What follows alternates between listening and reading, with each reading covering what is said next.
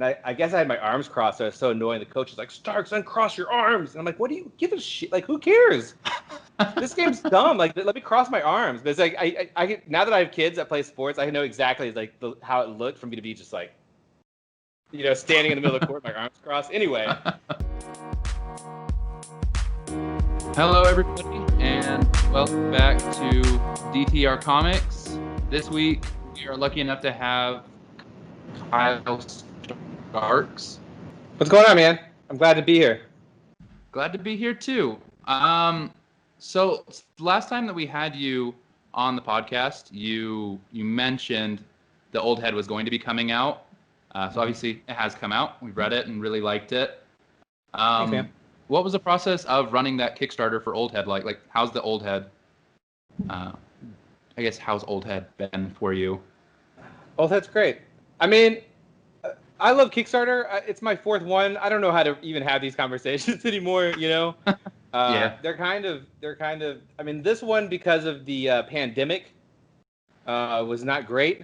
I think I finished the Kickstarter in November, and because of the pandemic and me having many things coming from China, I think I was mailing things out in March. It's tough to remember now because it's been, a pandemic year, i.e. 3 months. I love Kickstarter, man. I love doing things on Kickstarter. It's kind of my favorite way to publish comics. I wish it was more profitable for me directly. But yeah, man, I love Kickstarter's good. Old Head's good. It's self-published presently. You can get it on my store. I'm sure we'll talk about that repeatedly. I have a new store. I just started a new store this week. KyleStarks.com. That's me. Yeah, that is super nice. What was your motivation for starting a store? Did you just want to localize all of your stuff in one place, or? Yeah, I have a Store Envy shop I've used for years, and I started to do more. I want things to be available digitally more. Like I did Karate Prom for Free Comic Book Day, which was a free comic I gave pay what you want. I have some other stuff that's digital because I like reading things digital, and I felt like it should be an option. But I found for me to do digital through the place I was doing, they were taking a certain percentage I wasn't crazy about, and they were charging me a fee on top of that. And then I found that the site I was using for a store had a handling fee, not my handling fee, they took $4. They charged people an extra $4 to buy something from me, basically. So I don't like that. I don't like additional costs for the people buying things from me, and I don't want me to be losing money because of a third party. So I want to centralize things. I also haven't had an actual website that said anything who I am or what my appearances are or blog. I haven't had any of that in years. So I wanted to have that as an option, even though now I have no appearances because, again, the pandemic. But it's I want to have the blog, and I've started I want to do a sticker of the month club thing. So that's on there. Check out the sticker of the month club thing. It's cool. It's $5. Anyway, blah blah blah blah blah. So I just want to put things together and have options. And this time of not traveling every other weekend to conventions has given me the time to throw it together. So that's it. Good story. I like that a lot. I know I personally was excited to see the sticker of the month club. I signed up for it. Sticker of the month club, man. Come on. I guess. Do you have? So I know the first 2 months are supposed to be Doom Patrol. Ooh. Doom Patrol, but it's not those two. Yeah, so it's going to be, I'm doing little teams each month. So you sign up, look. All right, first month you get Crazy Jane and Robot Man. My Patreon voted. I said my Patreon, which you could also is the sticker club. If you sign up for my Patreon and you don't want to do whatever through Squarespace or whatever, you can go be a Patreon of me for $5 and you get. So first month is these two babies, Crazy Jane and Robot Man. I brought them down. And then it's going to be this very good Negative Man. Ooh. And Rita Farr. I can't do it. All right, there's Rita Farr. So each month you get two. So that's this month and next month, and then the month after that, I'm going to do just a duo for people to jump in on, which is a really good duo. I'm really excited about it, and I get to draw superheroes. I kind of never have an excuse to draw the characters I liked. So it's kind of fun just to draw up stickers, and it's a good interaction. My Patreon's funny because people support me, but I don't really do a whole lot besides I do some live draws and I blather about the industry. So it's kind of nice for me also to be hey, here's another incentive for supporting my work. So yeah, man, that's what I got going on. That. Store stuff, trying to sell stuff. Do you feel like, is it weird for you to draw a lot of those superheroes and licensed characters with you mostly doing your own stuff? It's not weird because I used to draw them. Mhm. I used to be a fan of things, and so like I would draw dudes I like, and now it's just like I've been doing self-publishing and like Rick and Morty and nothing superhero related that I've kind of gotten so far away from it. I'm not quite the fan anymore. So it's nice to revisit. Like I said, I'm letting my Patreon pick or vote to have some say. Um, and so that's fun for me too. It's like, well, these are the characters they want, and if they're my patrons, they probably are fans of me. But I'm still giving myself a Mhm. window in between to throw like some more popular things. And I think when I get back to conventions, like it'll be really easy to throw a ton of these in a bag as opposed to taking like 8 boxes of books, which I normally do. So I get to mix up things. It's a long to sell them individually at shows. Maybe we'll see. I have these ideas and they never work out, so we'll see. Join the sticker club. It's so much fun. $5. Like $5. What's Yeah, $5? Get some stickers. Everyone loves stickers. They're waterproof. You put them on your water bottle. You can think, oh my, I'll have the Doom Patrol or whoever down the line. I don't know. It seemed like a good idea. We'll see if it's a good idea.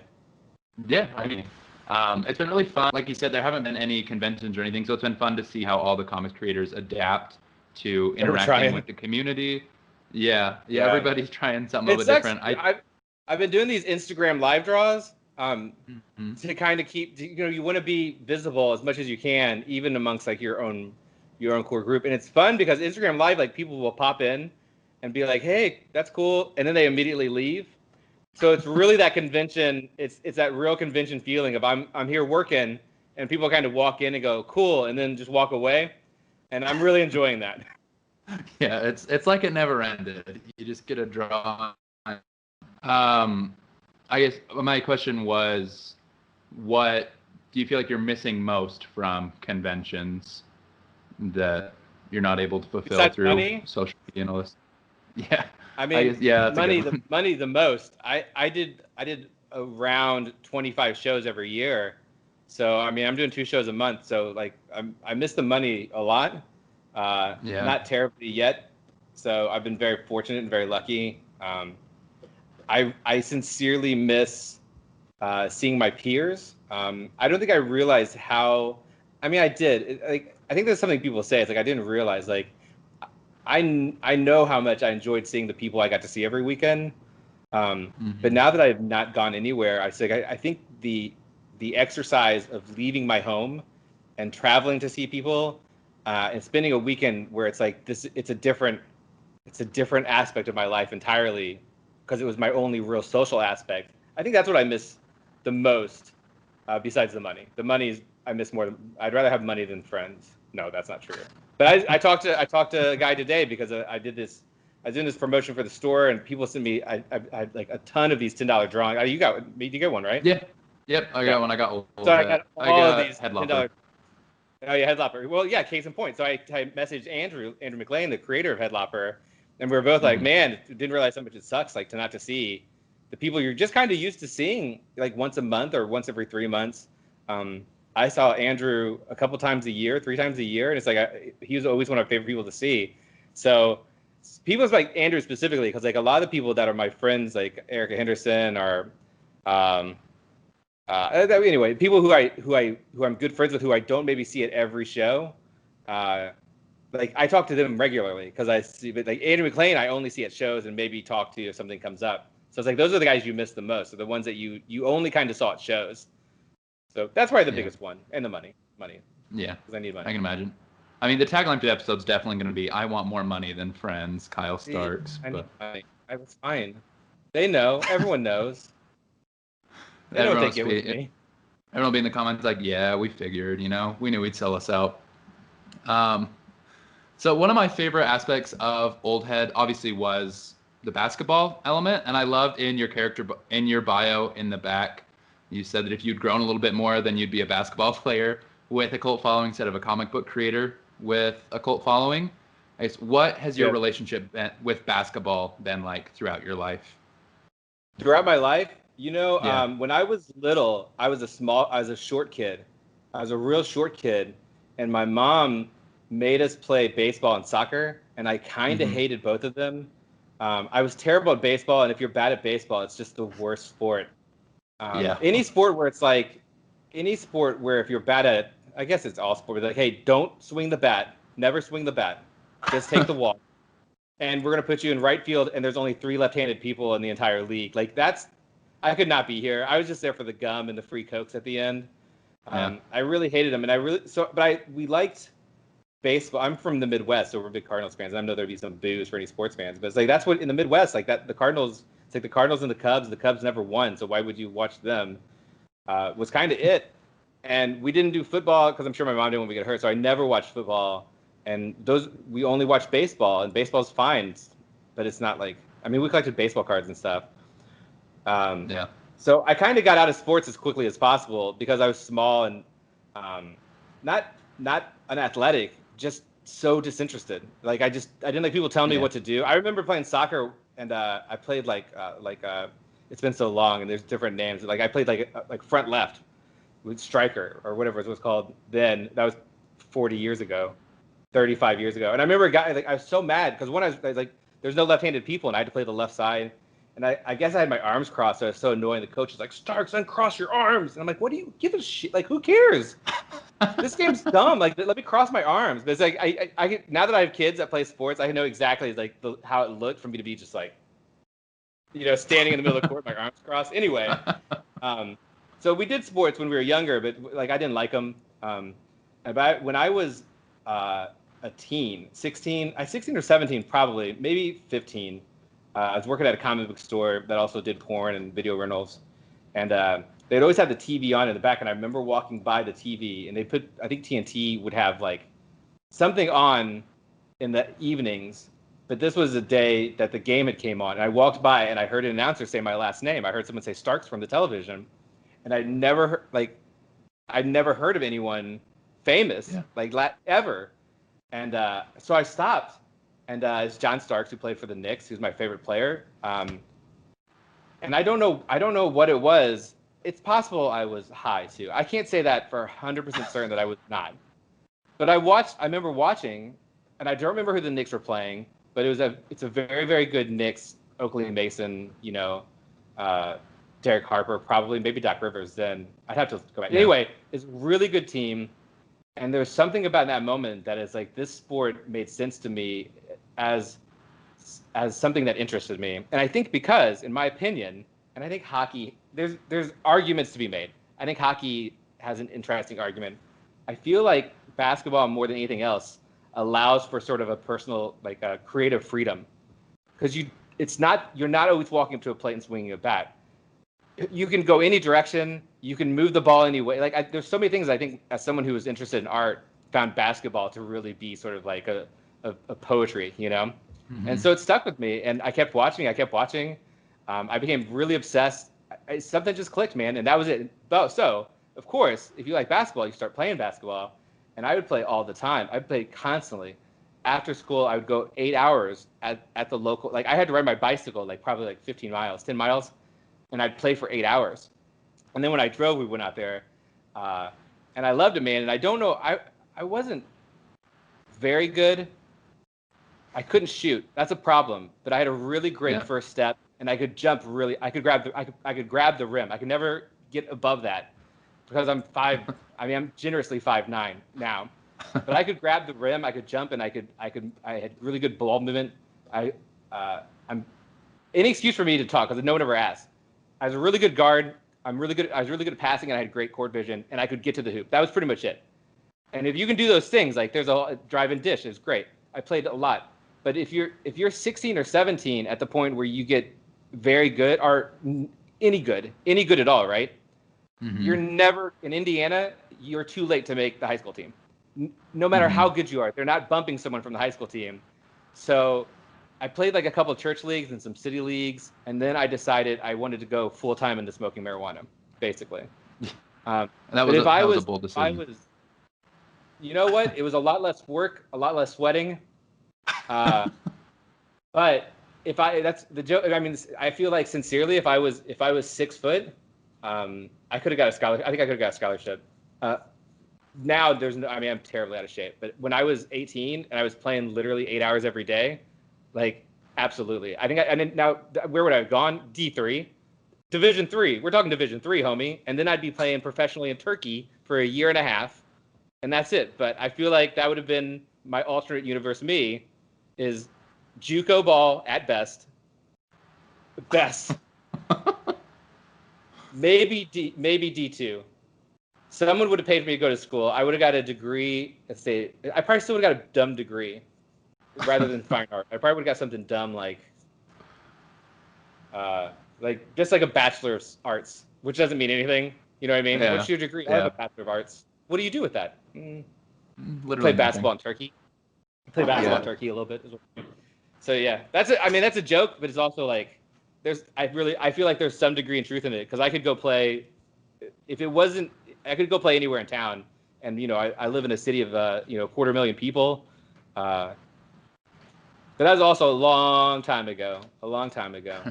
And probably bullshit. I'm sure someone's like, you weren't that good, dude. Because I remember I smoked cigarettes. I used to play with a cigarette, because you're playing in a court with a cigarette hanging out of my mouth, And the thing is, like, no one will guard you very close, Yeah, perfect. You just flick an ember at them.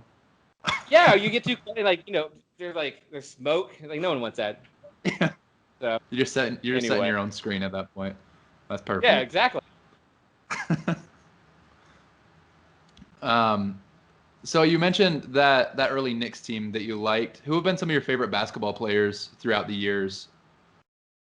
I mean, John Starks is, no joke, not because he's my namesake, though it doesn't hurt. John Starks is my favorite basketball player of all time. It has informed the type of player I love for the most part. The thing about John Starks was undrafted, or maybe he was drafted, but he was not supposed to make any team. He was late if he was drafted. The only reason why he made the Knicks team is because he got injured in practice. Do you know this? Back then, you could not cut someone who got injured during summer league. They couldn't cut him, and he got injured in practice. So he was on the team by default. He was literally bagging groceries at a grocery store and trying to make a basketball team, right? So he got hurt, and they couldn't cut him, and he just played hard. Like, he just played harder than everyone else, and he made a niche for himself defensively, which I love, because defense anyone can do. Defense is the part of basketball that anyone can do. I tell my kids all the time, it's like, it's just effort and smarts. Like, if you can try and you can be smart, you can be a great defender. And also, I love dudes who will just throw up a three. They just have they don't get, like, it's because I couldn't shoot. I think because I couldn't shoot, I like the idea of someone also who cannot shoot, shooting a lot. Yeah, I like that. So John Starks was my guy, because I think he was an all-star and a sixth man of the year. He played on those teams that, to me, were teams that went to work. I'm from a blue-collar family, and the Knicks, and probably if I watched them today, I'd be like, man, what a bunch of bullies. But then I thought, they're tough. I'm like, these guys are tough, but they're just they're putting the work in. You guys quit being so soft. So Starks is my favorite. After that, I have to think real hard about it. The highlights would be, I loved Allen Iverson. I loved Allen Iverson from college. He's one of my all-time favorites. Tayshaun Prince is one of my all-time favorites for the same reason. Like, dude just tried hard. Like, he wasn't gifted in any way, but he made himself a place, and I love that, man. Marcus Smart is my number 2 all-time. He's really came in to be. I like Marcus Smart a lot, but it's like now he's number 2. He's number 2, and I don't know who for sure 4, 5, and 6 are. Anyone who is playing above themselves are always my favorite types of player. It's weird to not be like to be like, man, I love basketball. And it's like, oh, well, you love Ray Allen, right? Like, Ray Allen, he's excellence. He's perfect. Like, there's nothing. Yeah. Like, maybe he could be a better defender, but like there's like, that's excellence, right? Like, I like Ray Allen fine. Yeah.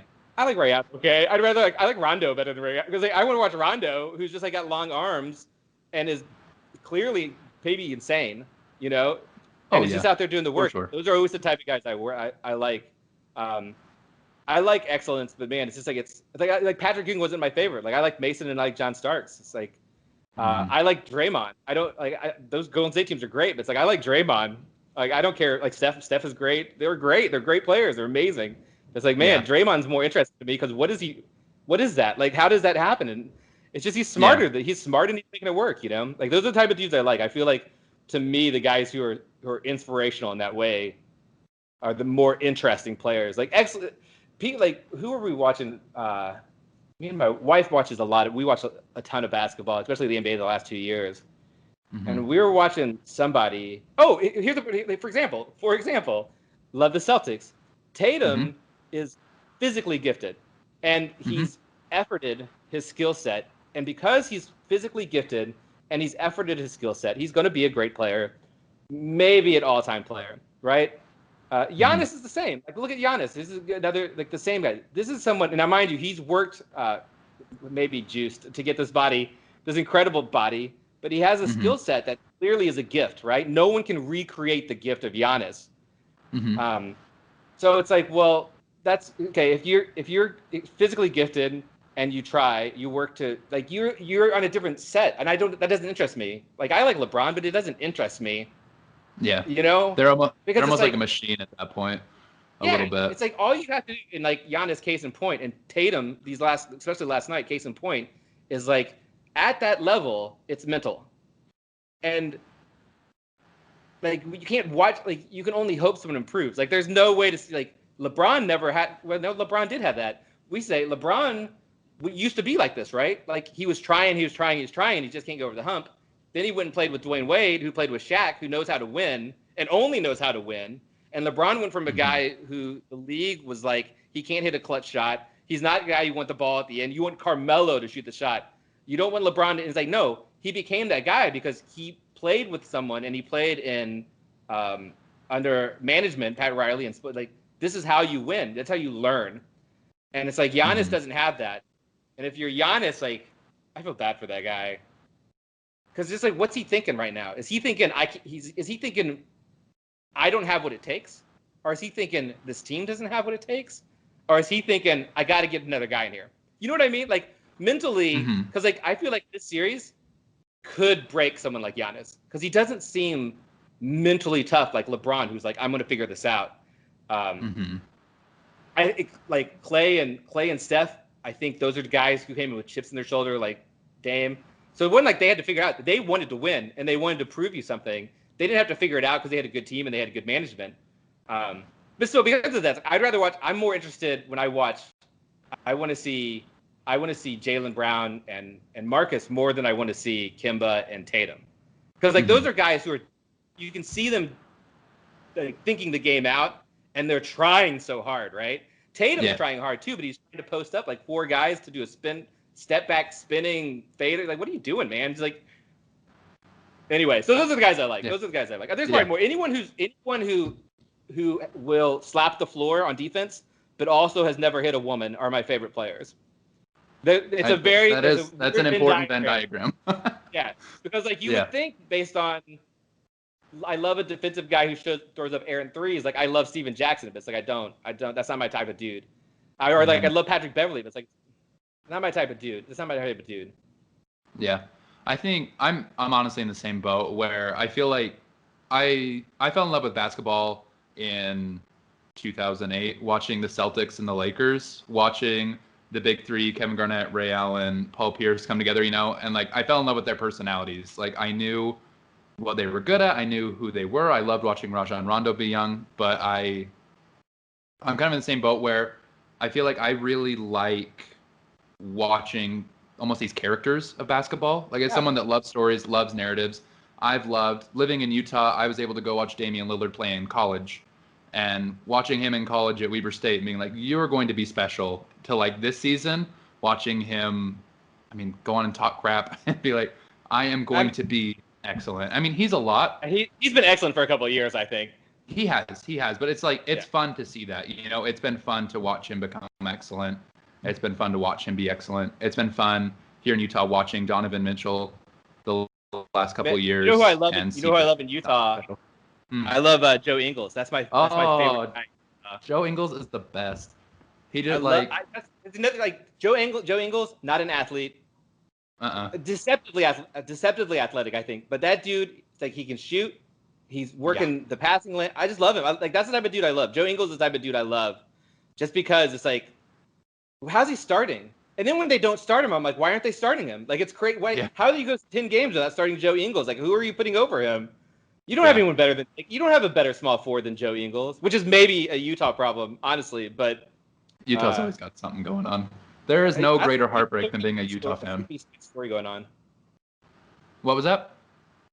Utah as a team always has like a sleepy good story going on. Oh, they're like it's a quiet narrative team always, and because they're in Utah and they don't have a wide fan base, like no one gets like they had Stockton Malone and they were dominant, and then they lost Stockton Malone and they got Deron Williams, and Deron Williams like sandbagged the team so bad they fired the coach whose name escapes me, but he played at college here in Evansville. And then he's gone, and all they have is Andre Kirilenko, who gets to have sex with as a free sex pass every year. It's like, man, that team's great. This was the year that's been great. They got Bogey. We love Bogey in this house. They get Mike Conley, and like, who knew? Like, Mike Conley just was going to take a crap this year as a player because they should have been like. Yeah. I thought they should have beat Denver. Frankly, I thought they should beat Denver, but they didn't have players coming in, and it's just like it never happened. But they were preseason like Utah. We love Utah because Conley should have been great, and he's not. Well, he wasn't. Who knows? Yeah. Basketball, man. That's the other thing. Basketball, like one on court, you see people do things. They're reacting in the moment, but there's also like, I mean, the way Allen Iverson played, no one plays like Iverson, right? The way KG played, no one plays like KG. And guys, like, that's basketball. And I know, like, other sports, you're like, oh, well, this on the court, like, you get to, because there's no mask and there's no hats, you get to see the personalities. But outside of that, like, there's narratives. And this restart has been maybe not great basketball in terms of the quality of basketball itself. And the refereeing has been terrible. But the narratives have been amazing. And it's like, I'm willing to put up with bad teams in exchange for great narratives. And even this Celtics Toronto series, which should have been no narratives. There should be no story. Yeah. It's been crazy. Yeah, I love it. Yeah. You know what? We love the Celtics. I don't know if we're a Celtics fan. I was a Knicks fan my whole life. They've been bad since 1999. They've been abused spouse bad since 1999, and I put up with it because I'm loyal. And it's like, what's it hurt me to be loyal to something bad? They've been bad since 1999, right? And my wife was like, I want to watch NBA. Let's watch NBA together. And she's like, but I'm not going to watch the Knicks. I'm like, yeah, they're terrible. We don't watch them. I have not watched them except for Linsanity. They've been so bad. That's 8 games. Yeah. That's 8 games in like 2006. 8 games. And she's like, let's watch. My wife went to Butler, and so when we met, she was an IU fan and I was a UK fan, and they're both terrible. They were the worst eras of those teams. She's like, well, let's watch Butler, and Butler gave me the only good basketball I've had in 20 years, right? Because they went to the final game twice. So we love Brad. I mean, Brad, like, we watch every Butler game. We love Brad Stevens, and so when Brad Stevens left, it's like, that sucks. But when Gordo came, like, we're going to watch the Celtics, and we went all in. I went way off trying to get to a point that I forgot. I can't remember. It doesn't matter. Anyway, we love the Celtics. We love the Celtics. Me too. And we're watching this game. That's what it was. It was my Celtics origin story. We're watching these last 2 games, and Kyle Lowry's going crazy. Kyle Lowry, who's had the craziest career, like a wild career that no one talks about. Like, he got thrown out of Houston. Basically, he couldn't shoot. He couldn't shoot over 40% in Houston as a third guard with a huge chip on his shoulder. Toronto's been trying to trade him every year for like the last 4 years, but he's like their cornerstone. Like, that guy's sticking around despite them talking every year. As soon as he signed a contract extension, they were talking about trading him. That guy's killing it. Like, he's good for him. But we're like, they're beat us. Or when OG Anunoby hit this crazy miracle shot, like, we're not even mad. Like, we didn't yell, we didn't complain. We're like, man, just good for you guys. Like, that's a weird. Even that is a weird narrative, To be like, we don't, like, who cares who wins? The Toronto fans, of course, are the exact opposite, because who knew what weirdos they are? I'll take it. I'll take whatever heat. You guys are weird. Everyone's out to like, listen. The only reason why you won a title is because 3 guys got injured. All right. True too. This is two seasons in a row with asterisks on the winners. Ramon Villalobos, if he got this far, is dying right now. I like that you've talked about how great the narrative's been with basketball this year. I mean, that's half the fun for me. I think that's why I've never been involved in watching any other sports. Is it's not quite as personality driven. With like the big swings of the ups and downs and these season-long narratives, do you feel like your love for basketball has informed how you write narratives as a storyteller? No, but it's interesting though. No, I just love like look I'm a wrestling guy, and it's just but me watching wrestling is not, I'm not going to build a story based on how it's formatted. You know what I mean? Mm-hmm. And I don't really. And the thing is, like, the things that's most interesting about basketball is a combination of sort of these ensemble soap operas versus having an end goal. And in comics, that's tough to parallel.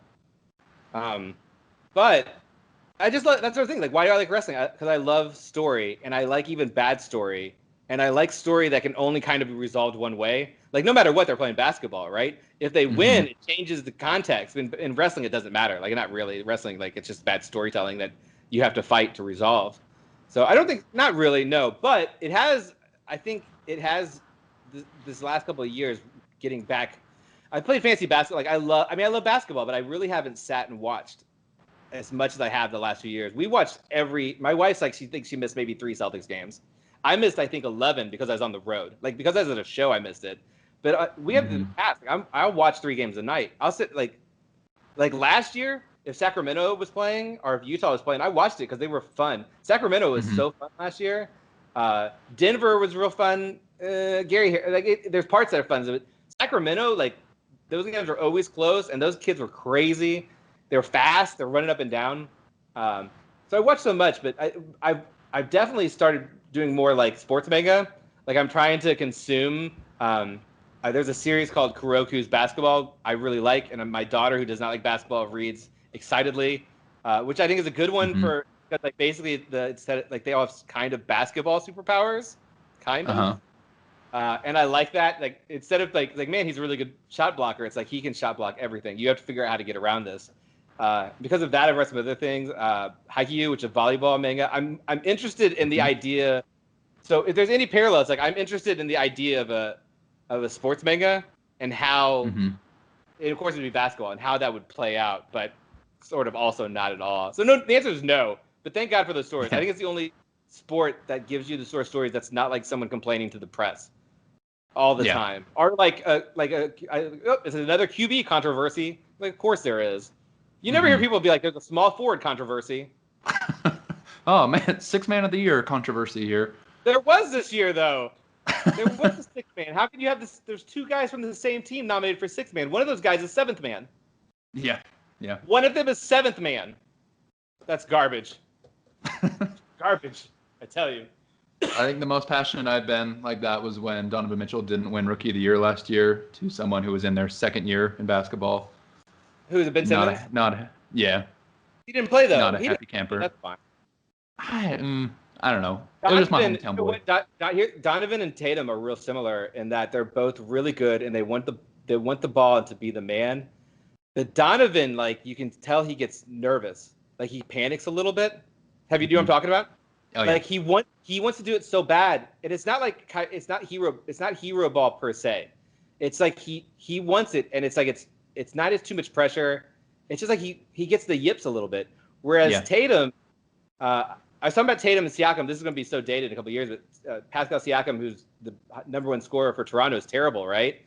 And like, what's the difference between Tatum and Siakam is that Tatum is very sure he can score if he can be the man. He's very certain he can be the man, and Siakam is not sure he can be the man, and you can see that when they play. And like Tatum and Donovan are both so skilled, but Tatum will take the shot, and the thing is, like, it's just not thought out. Like, it makes you wonder, like, I see Donovan as a guy who's going to definitely be a top player in the league. Like, I don't know what that means. Sure. Top 15. You know what I mean? Yeah. Whereas I think, and everyone loves Tatum, and like, look, man, I love Tatum, but he's not the best player on our team. He's not even the best player on our team. I love him, and I can see it. But like, and there's a week, you'll see it for a week where you're like, man, fucking Tatum is going off this week. But then, like, you see these big games, it's like, what is he doing? Like, why is he doing long step back twos? And Donovan doesn't do that stuff. He just like goofs up. Like, he's just like, it's like he's like a kid who had too much soda. Yeah. Yeah, he just needs to calm down. Like, you'll be all right, Donovan. Tatum, you're like, someone's got to tell him, like, quit doing that shit. Yeah, I would agree. One of my favorite bits from one of my favorite of your recent tweets, rather, was when you said that the Western Conference only had bad guy teams left. 3 out of 4 bad guy teams.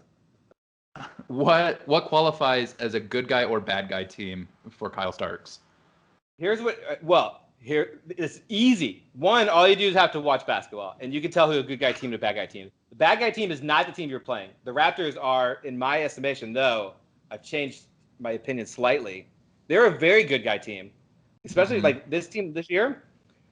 Look at them. Like they probably should have been a 4th seed or 5th seed, but they're 2nd seed. Good for them. There's no one on that team who's unlikable, even with Serge Ibaka, who will randomly punch dudes, and apparently Norman Powell being kind of a stinky little monkey. Like, I didn't know he was kind of a dirty little mean bird. But that's a good guy team. Like, it's a bunch of guys who are playing together, who play the right way, I guess. You know what I mean? So good guy team. Here's the good guy teams for sure. Portland, Dallas. Dallas has got Luka. He's just too likable. Like, they could have a guy on there who murdered somebody, and he would still bounce out. You know what I mean? Like, I'm a Knicks fan. Like, I'm not bad at Porzingis. Like, there's no one on that team. Like, you can have a couple bad guys on your team. You can have 1 or 2, maybe. Bad guys are dudes who cheap shot, who flop, who complain. If you complain all the time, man, that's bad guy stuff. Yeah, Dwight Howard, all-time bad guy. His teams were like, I love Hato. Like, I love Hato Turkoglu, but you had to see Dwight just bitching and crying. Bad guy. And he's a bully. He's a physical bully, right? If you physically bully, that's not to say, like if there's a difference. If you've ever hit someone in the nuts, if you've ever intentionally hit someone in the nuts, and if your whole team does it in one game, the Philadelphia 76ers, then you're a bad guy team. Yeah. So generally, like to me, that old Knicks team is not a bad guy team, though they were. Because I'm like the Pacers, which was a very similar team, but Reggie would mock you, right? So they had the Davis brothers and Smiths who were very physical. They would beat you up. Mark Jackson was a physical player, but it's like that's not what makes them bad. What makes them bad is that they would be so shitty about it. You know what I mean? So it's like the attitude of it's not being physical. Being physical doesn't make you a bad guy team. So I don't want to name it. The Lakers are bad. I feel like LeBron is not a bad guy, but he did put that team together. So like everyone on that team is bad. There's not like I've been to these like little Instagram drives of players I like, and sometimes just players on the team. Like I drew some stuff I didn't want to draw. That's either here or there. But it's like, who's the good guy on that team? Who's the guy you'd be like, I'd like to go have a beer and just hang out with a guy from the Lakers? There's not one. It's Rondo. It's Rondo or LeBron, and Rondo is crazy. Rondo would stick his fingers in your beer. You know what I mean? Like, you don't want to do that. So the Lakers are a bad guy team. I didn't think the Clippers were a bad guy team per se, though I had a suspicion they might be. They went full bad guy. As soon as the playoffs started, they were like, we're full bad guy. We're gonna talk trash, even though we don't have a place to. I mean, like you can have Patrick Beverley, and you can have a guy like that, right? You can have Draymond Green and not be a bad guy team. Because if you could have Draymond or Patrick Beverley on your team, no matter what team you would take them. But like Marcus Morris, who played for the Celtics, Papa Marcus Morris Sr., Papa Morris, never did the shit for Boston that he does in L.A. He never. Like, as soon as he left Boston, he went to New York and literally was throwing the balls at people's faces, right? Like, he's a bad guy. He was on a good guy team, and he wasn't bad. The Clippers, man, with PG being weak and then being, I don't know, man, they're a bad guy team. They're yelling at Luka. They're like, the whole team's yelling at him. Like, that's cheap. Come on, guys. It's bad guy behavior. They tried to steal Luka's joy. That's like child movie villain stuff. Who's the other? Houston's my least favorite team. Those guys complain about everything. I hate them. I hate everyone on Houston. Yeah, I agree. Houston is the after worst. 1, 2, 3. Well, that's number 1 for sure is Houston, and there's no. It's not even close. Philly's pretty bad, man. They are physical in a way. Like Marcus Smart gets hit in the nuts every Sixers game. Every Sixers game, at least one time, someone gets him in the nuts. Like, come on, man. That's some stuff. That's some stuff right there. That is some villain behavior. Your 4 bad guy teams and your 4 good guy teams. So if you want, like, who should I root for? Not the bad guy teams. And here's the thing. And you know, in LA, like, just sort of like in LA, you'd be like, we don't care if we're rooting for the bad guys. Like, you root for the heels in wrestling, right? Like, you guys know they're bad guy teams. Come on. Like, why are you rooting for the bad guy team? Like you said, you can just tell because even again, 11-year-old me starting to watch basketball is like, oh yeah, bad guys, good guys. Watching the Celtics Lakers series, I was like, bad guys, good guys, Yeah, and the it's Lakers are an bad easy guys. decision. The Lakers No, are bad look, guys. Rick Fox, handsome man, very talented, but that's a bad guy on a basketball court. Rick Fox is a villain. Oh Kobe yeah, was a villain. he Like, was. He was the biggest antagonist for Utah fans for years. They would come to those yes, games and he would just destroy everybody in Utah. there's good guys and bad guys, and you know Marcus Morris, who the Morris brothers have always been problematic, like a little bit physical. They've been goony. They've been a little goony, right? But when he played for us, it was just like defense and shooting threes. It's like that's the good guy team. That's like you can send Melo to Portland, and it's like look how great he is. He's a good guy now. Portland, Melo's not a good guy. He's a bad guy. I watched him play terrible, like ruin games. That guy was so jealous of Jeremy Lin. He got him outed. He outed him. You know, like he ousted him.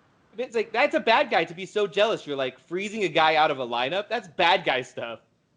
Any team Kyrie Irving plays on, that guy's the worst. Like Brooklyn was a good guy team last year. Young dudes playing hard, great potential.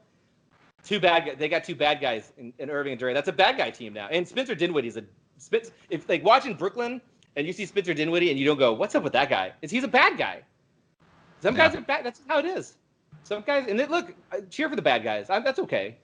I'm not going to do it because you know what? I live in a moral world where there's right and wrong. Yeah, you got the classic Kyle Starks high horse. You know, you come out and Absolutely. Yeah. Always root for the high team. They're always in the East too, probably because I'm such an East guy. There's probably a real Eastern bias to where the good guy teams are. Yeah, all the bad guy teams are called the Western Conference, and me over here in the Western Conference. Because you have to be like outlandishly bad. Like we could listen. It could be a year. I bet the first year Golden State won, Cleveland was a bad guy team, for sure. Sorry. They have good guys on the team, but they just had a couple guys that were just like Tristan Thompson, bad guy. Come on, he's a bad guy. He's a bad guy.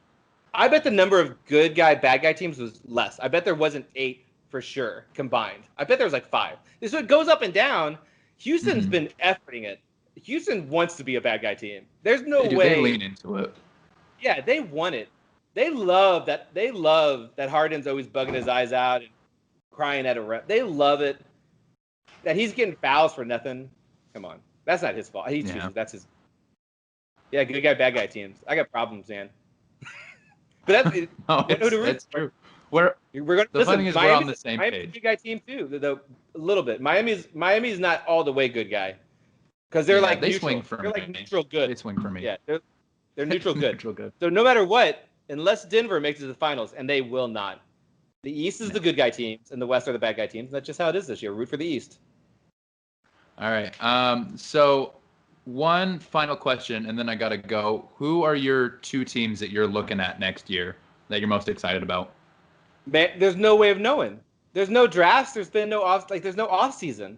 I just got NBA 2K21. It's NBA 2K20. It's exactly like the roster's the same. The coach is the same. Who knows? Like who knows? Who do I think is gonna be better? I don't know. I have no idea who I think is gonna be better. That's gonna be a mystery. It's gonna be like who. I think Golden State trades that draft pick. There's all sorts of variables, man. I couldn't even begin to say. Last year, if we had this, I've been like, man, I really like Sacramento. The Sacramento, like Luke Walton, that team went way south. Because Sacramento was losing, like they were losing games by like a point. So you're like, man, they are just like a year of experience, and they took the like who knows? Like you never know what's going to happen, man. I thought Utah was going to be really good, like we said, but Conley farted. Is Phoenix going to be better? Like, I guess that's maybe Phoenix played so good in the restart, but the bubble was weird, man. Like, the bubble is weird. The bubble is weird. There's a lot. Portland will have Jokic for a whole year. It's tough, man. I got to have the offseason before I would make predictions. I just have to, because there'd be so much player movement. And this is a bad free agency. This is a bad free agency summer, but it's like I think AD could leave if he wanted to. Like, what if AD is like, I don't want this anymore. I'm gonna go to Charlotte. That Charlotte still sucked. That's not a good example, but yeah. What if Embiid gets traded to Miami or to the Raptors? Like, who knows what's going to happen? Who knows? It's too early for me to say, man. I can't. Ask me after You gotta give me Summer League. I gotta get to Summer League before I make predictions like that. I take it too serious. I want to be right, you know. Like yeah, I've been. Yeah, you gotta have the gospel. Yeah, perfect. It's simple, black and white. You know, you can call it perfectly every time. There's no ambiguity to it at all. I've been lucky. I've been lucky with my ex, basically. Yeah. All right. Perfect. Man, I This has can't wait been for all the comic nerds to dig on this bullshit basketball talk. Hey, listen. Hey, listen. It's KyleStarks.com. I have a lot of great comics. They have Hitmen in them. There's a lot of Hitmen and laughs, and there's Martians and hobos and dogs fighting zombies. Go to KyleStarks.com. Go to Amazon. I don't care. Check me out. It's good stuff. If you want to talk basketball, tweet at me, I guess. But I will absolutely be right. Oh yeah. So. Oh yeah.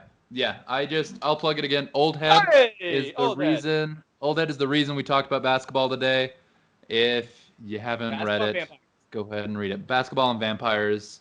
It's perfect. So thank you so much, Kyle. It was really fun. Thanks for having me on, man. I always like to talk basketball for a very long time. That's perfect. All right. Thank you.